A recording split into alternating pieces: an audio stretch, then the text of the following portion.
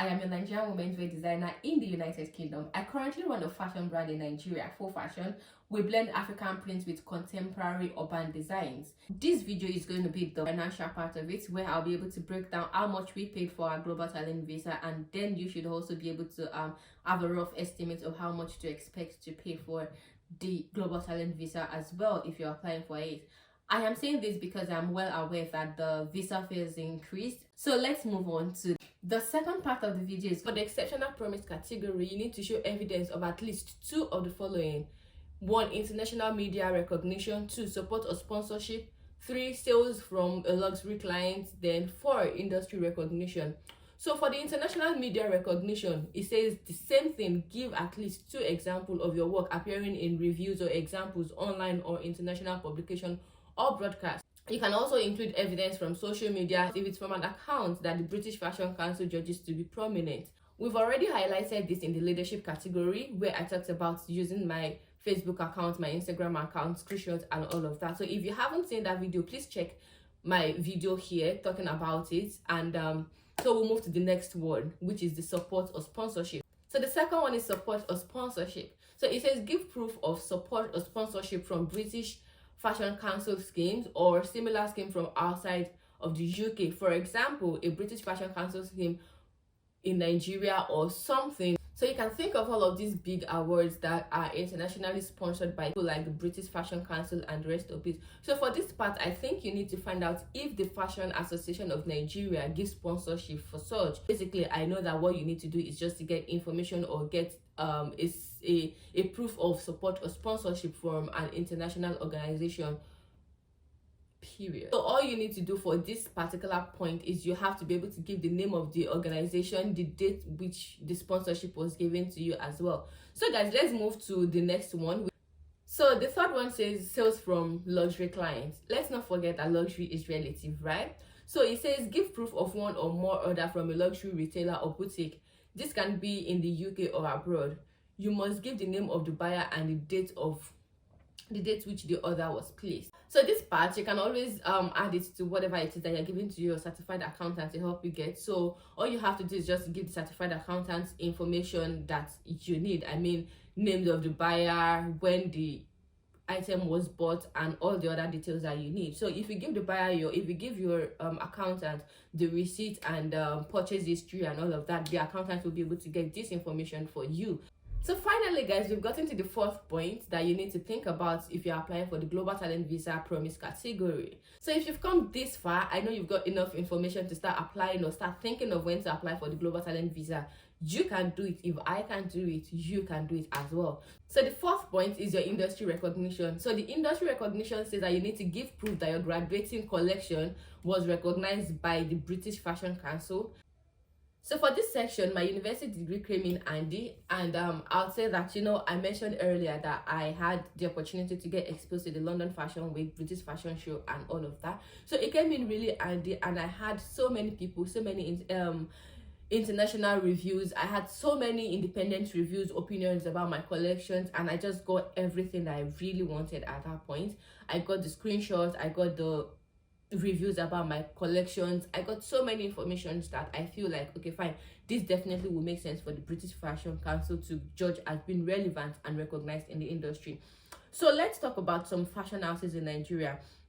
I know there are so many fashion houses in Nigeria that after they are done with the once they are done with school, you do like a final collection, and then you do like a fashion runway and all of that. So you need to start thinking about the fashion school that you're going for. So if you're going to a fashion school so now I'm not going to like downplay on any fashion school, but I'm just saying that for this particular category, you need to start thinking about the fashion school, what is going to come out of everything you do. So I mean, when you start something, you need to start thinking about the outcome. So this is the last point, so I can quickly just do some general talk or advice here and there. So I remember before we moved to the UK at all to even study, there's this particular lady that I know she said something about if you're coming into the UK, you need to start thinking about your exit route even before you get into the UK, because I mean, before you know it, 12 months is over, because you need to think about the exit route. Am I going to be stuck here? What do I do once I'm done with this and all of that? So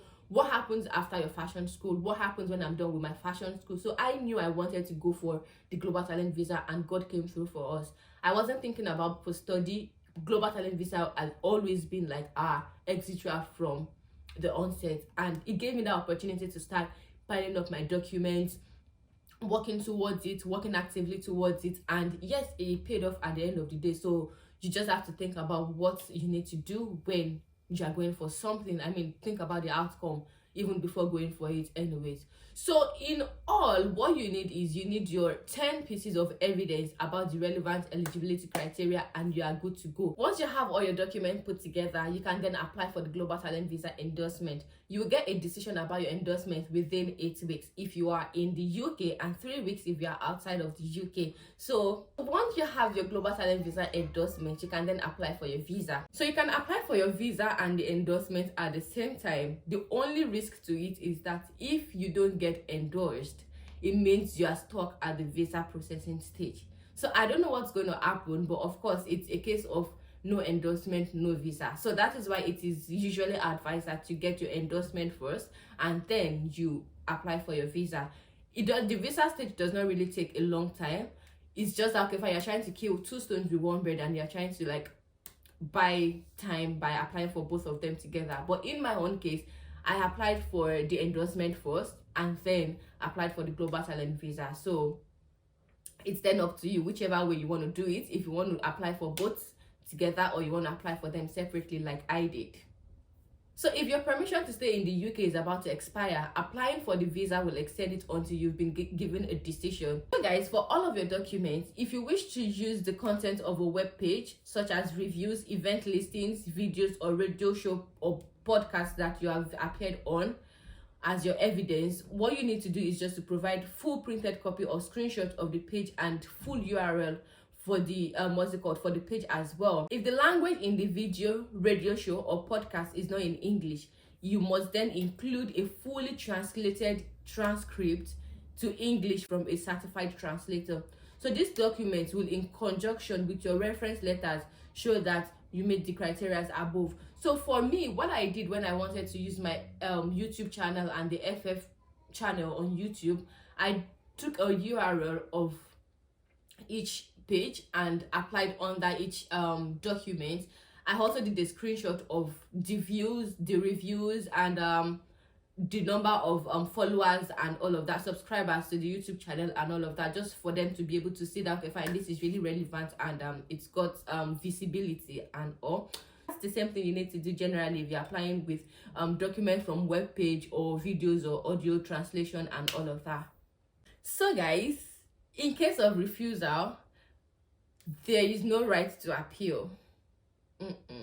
There's no right to appeal, but you can ask for endorsement review with no right to submit a new evidence, or you can resubmit with new evidence. Of course, as expected, you've got so many expectations if you're applying as a leader compared to when you're applying for the promise category. But this does not mean that you should not apply for the leadership category. It's all about you weighing your options and seeing that, okay, fine, do you have all the documents you need to apply for the leadership category, and do you have the documents to apply for the promise category? Whichever one, the most important thing is you get your global talent visa and you're good to go. So for us, we applied on the 15th of June and we got our response on the 4th of August 2023. So once you have all of the required documents to apply for your visa, what are the other personal documents that you need? So for me, I use my marriage certificate to prove my relationship with my husband. And also because when I came in here, I came with my maiden name passport. So I only changed my husband's name when I moved to the UK, but I came in with my passport that had my father's name before I moved into the UK. I dropped my CV as well, a comprehensive CV highlighting what you've done and all of that. So I know some people also drop their personal statements. I didn't drop a personal statement because my immigration lawyer advised that since I had a comprehensive CV, I should just ignore the personal statement part, and it worked for me. So I also dropped a birth certificate for my child. So if you are coming with dependents, you also need to drop birth certificates for your children as well. And then evidence of cohabitation with my partner. So I dropped the evidence of cohabitation with my partner in this our current home. So that includes your utility bills, your bank statement, anything ownership that shows that you live together. Then my degree certificate from the University of Salford and my certificate of incorporation. So for the stage 2, which is the visa application part, what you need to do is to get your international passport, proof of relationship with your civil partner or your spouse, get a birth certificate for your child or your children, your biometric residence permit if you're in the UK, biometric residence permit for your dependents if they are also in the UK. If you're not in the UK and you're coming from Nigeria, you can skip this part. Degree certificate, certificate of incorporation, and your letter of endorsement from your endorsing body. So once you have all of this, you can go ahead to apply for your visa. So once you are done with your visa application, then you chill 3 weeks if you're outside the UK or 8 weeks if you're within the UK again for you to get your visa application or your visa done. And once you have your visa, you are good to go. You can also apply for the fast track process, but I did not apply for the fast track process. So if you're in a hurry, you can always apply for the fast track process to get your visa as soon as possible. So but basically that's all you need. So guys, let's move to the financial part of it. So for the immigration part, we paid £4,200 including VAT. If I'd applied without my husband and a daughter, I would have paid £3,500 plus VAT. In all honesty, we even got a discount because I was referred by a friend. So I got that referral discount off my friend's name. So that really worked for us. Imagine if we had not gotten the referral discount. So how much? So you can imagine paying $4,000 and whatever extra I would have gotten on it. At the endorsement stage, we paid £456 for the main applicant, and then visa part I paid £167 for the main applicant. So the dependent fee is £623. So if we had to times £623 by 2, that's for my husband and my daughter, and that will give us a total of £1,246. The immigration health surcharge was £624 per year when we applied. So if you are doing the 3 years, all you have to do is to do £624 times 3 times the number of applicants. And if you are doing for 5 years, which is the promise category, it means you are doing £624 times 5 times the number of applicants. Students are discounted at £470 per year. So if you don't want to wait for the 3 weeks or the 8 weeks, all you have to do is to pay £500 or £800 priority service for visa application, which is 5 working days, or the end of working day for £800. My fee costs between £60 to £260. Of course, there are free appointment dates, so you can always wait to get your free appointment date if you are not in a hurry. But if you are in a hurry, you can always pay either the £60 or £260 to get a closer date for yourself. Using my calculation based off what we paid in 2023, I'll say that if you are going for the leadership category, you'll be spending £3,831 in total.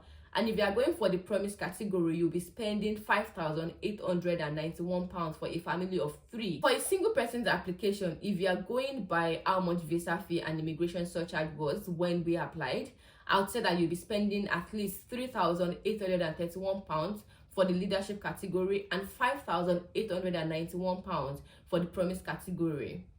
You can always do your plus and minus to adjust based on the new immigration surcharge fee and also the visa application fee. All you have to do is to calculate your visa fee plus the IHS fee times the number of years you're applying for, and you'll be able to get your total figure. So guys, I hope I've been able to break this process down for you and I've given you enough ginger to apply for the Global Talent Visa. If you're a fashion designer and you want to move to the UK, there's nothing stopping you right now. So you have all the information you need. Let's go. You need to help you with your documents, your recommendation letters. Send me a message, send me a DM, and we'll talk about it. If you need my accountant's information as well, I'll be willing to share her information with you or share her contact with you so that you'll be able to speak with her to give you the same document she gave to me to help you with your application. I need to show you how the BRP is going to look like. It has leave to remain in the UK. If you are just seeing my video for the first time, please subscribe to my channel, comment, like, and share with people that you feel will find this video valuable. And I look forward to seeing you in my next video.